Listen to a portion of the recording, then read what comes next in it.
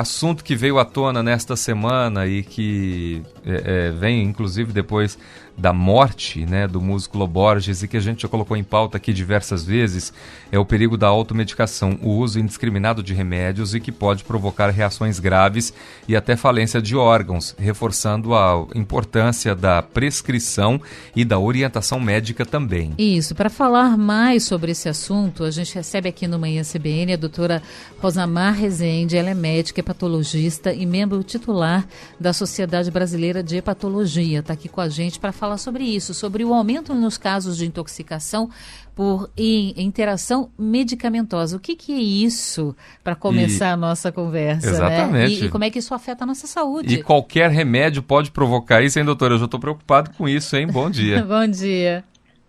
Bom dia, Fernanda. Bom dia, Regis.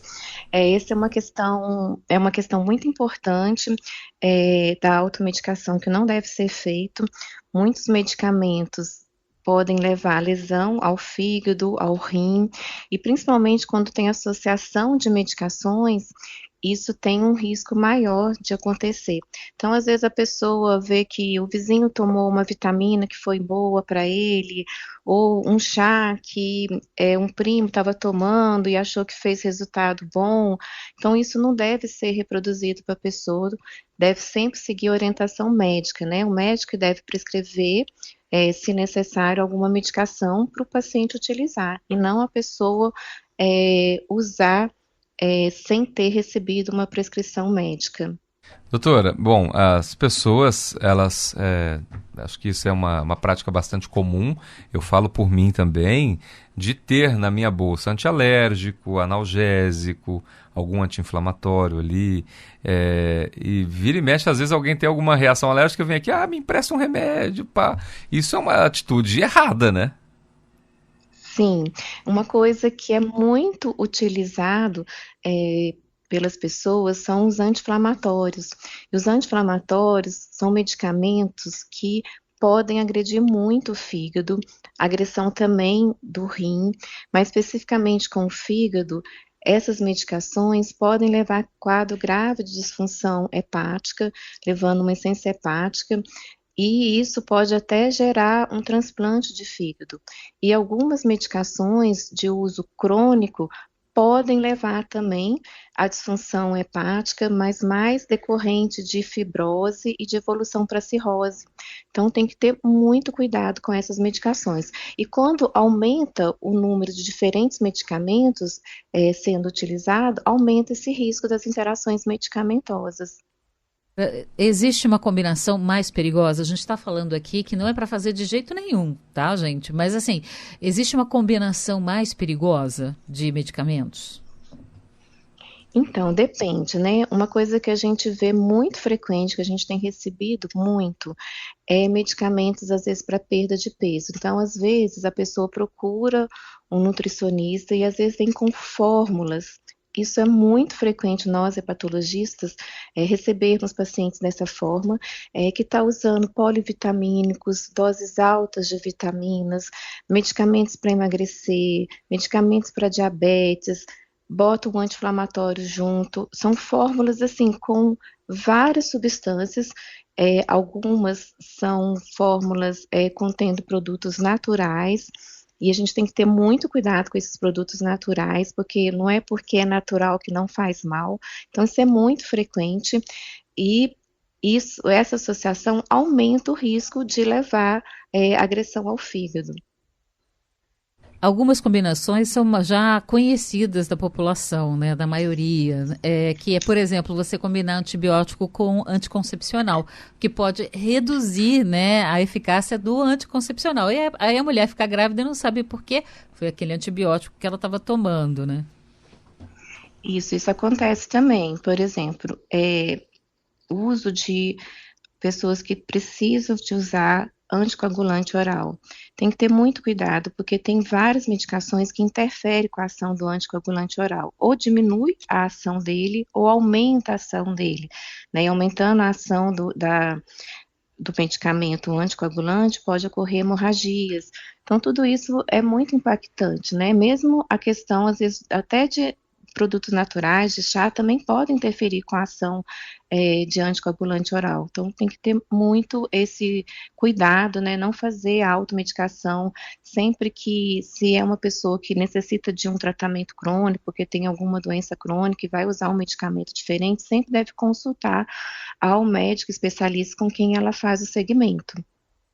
Aqui chega um exemplo do nosso ouvinte que foi ao dentista, tomou um antibiótico e por 2 comprimidos já deu uma reação alérgica muito forte. Barriga, pescoço, perna, tudo irritado, com vermelhidão. Nesses casos, o que fazer, doutora? Então, existe, né, a questão da hipersensibilidade. Então, algumas pessoas, elas são mais sensíveis a determinados medicamentos. Às vezes, um antibiótico que é necessário utilizar não vai fazer mal, mas às vezes a pessoa desenvolve uma hipersensibilidade, ou a gente fala também um efeito idiosincrásico, que às vezes aquela pessoa tem uma ação, um evento adverso relacionado à medicação. Então, quando acontece isso, ela deve reportar ao médico que prescreveu a medicação, para a medicação ser interrompida e ele avaliar se ele precisa de entrar com alguma medicação para controlar, por exemplo, no caso de uma alergia à medicação, né? Tem medicamentos que a gente utiliza para ter esse controle do processo alérgico, mas sempre procurar o atendimento médico, nunca se automedicar. Uma outra combinação também conhecida da população que é receita para dar errado são os ansiolíticos e antidepressivos combinados com bebidas alcoólicas, né? Isso não dá certo nunca, né, doutora Rosamar?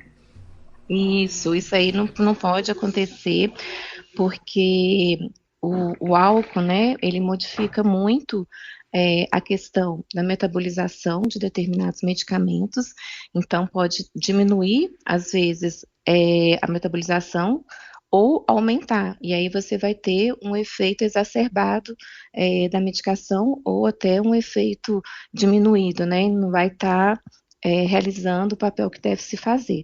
E aí a gente tem que ter cuidado com essas medicações, né? Antidepressivo, o ansiolítico. Então, por exemplo, se é uma pessoa que já tem uma disfunção hepática, já tem uma cirrose hepática, tem que ter cuidado quando é prescrita essas medicações. Ela deve sempre comunicar ao hepatologista, porque às vezes são medicamentos que ela não pode usar, porque pode desencadear complicações relacionadas aí ao quadro hepático.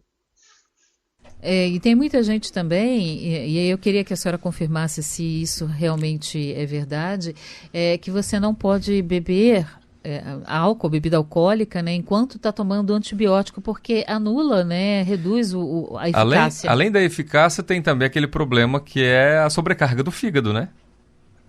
Sim. Toda medicação que o paciente faz uso, né, na questão às vezes pontual, de ser um antibiótico, vai usar por um período, aí dependendo da infecção, né, 7 a 14 dias, sempre o álcool vai interferir com essas medicações. Então, a gente sempre tem que orientar para não fazer o uso do álcool. E claro, né, o álcool por si só já é deletério para o fígado, né, dependendo da quantidade que a pessoa ingere. Então, na vigência de algum tratamento específico, sempre deve evitar a ingestão de álcool. Aqui os ouvintes vão manifestando as suas opiniões e alguns deles perguntam, doutor, então, quando vai viajar, muitas vezes a gente vai viajar e carrega aquela bolsinha que tem ali, fala até marca aqui, né, que tem um Dorflex, que tem um sal de frutas, que tem um antiácido, né, remédio para dor de cabeça, enxaqueca, nesses pontos, quais as recomendações? Porque às vezes o problema é tão pequeno que nem há tempo para ir no médico, mas o que pode parecer um problema pequeno também pode se tornar uma situação mais grave. E aí as pessoas ficam todas nessa dúvida aqui, não tem nenhum meio termo?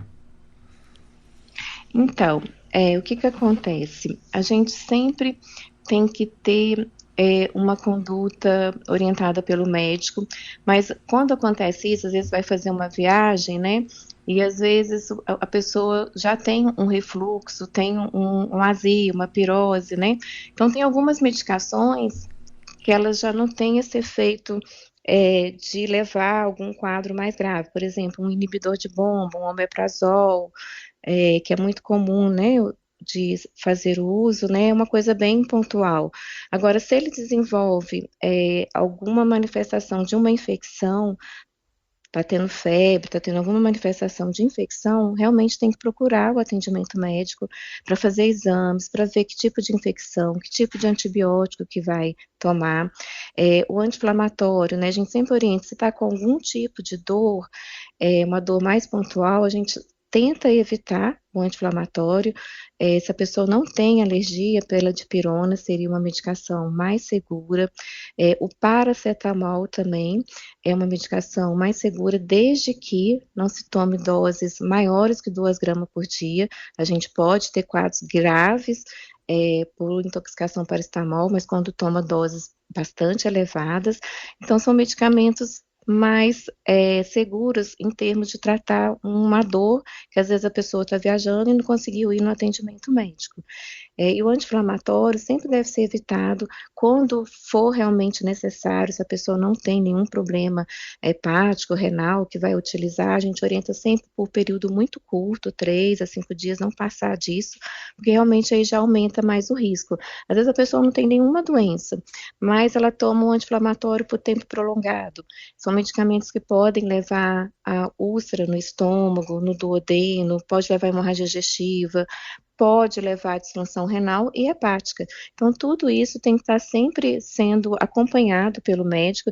Se aconteceu de estar viajando e teve uma intercorrência, não teve como procurar um atendimento de urgência e fez a opção de usar alguma medicação, tem que comunicar ao médico e assim que retornar, passar em consulta médica.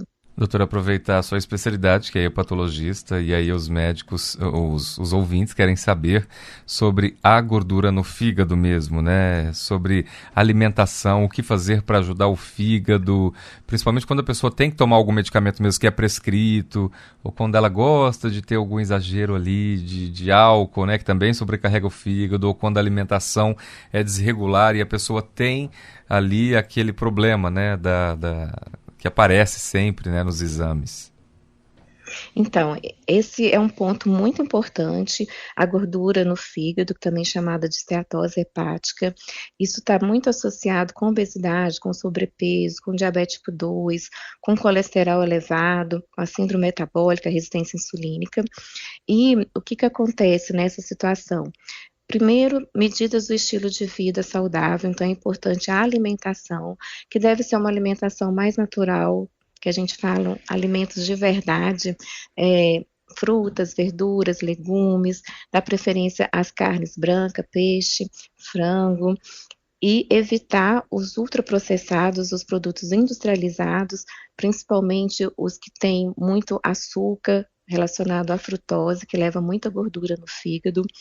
O álcool, não existe nenhuma dose segura para fazer uso para quem tem a gordura no fígado, e principalmente quando esse problema da gordura no fígado pode evoluir para formas graves, até mesmo a cirrose é um fator de risco para o desenvolvimento do câncer de fígado. Então, assim, gordura no fígado é sério, não é só uma gordurinha que todo mundo tem, não. Deve ser procurado o especialista, o hepatologista, para fazer uma avaliação melhor.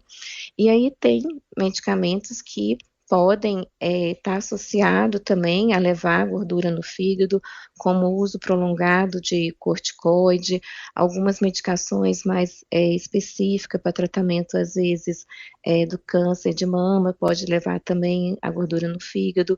Então, são medicamentos que têm que ser acompanhados. Às vezes, o paciente precisa de utilizar pela doença de base, e aí o hepatologista vai acompanhando para orientar, diminuir outros fatores de risco que possam levar a piora dessa evolução da gordura no fígado. O ponto principal no tratamento da gordura do fígado é a perda de peso, e essa perda de peso de 5% já pode melhorar a gordura no fígado, e perdas maiores, de 7 a 10%, melhorar a inflamação e até mesmo a fibrose, a cicatriz no fígado numa fase inicial. Doutora Rosamar Rezende, hepatologista, membro titular da Sociedade Brasileira de Hepatologia, participando com a gente aqui do Manhã CBN, esclarecendo dúvidas dos nossos ouvintes e falando do perigo de você se automedicar. Cuidado com os remédios que você toma, as combinações, tem algumas combinações que podem ser fatais. Obrigada, viu, doutora Rosamar? Obrigado, doutora. Obrigada, eu que agradeço.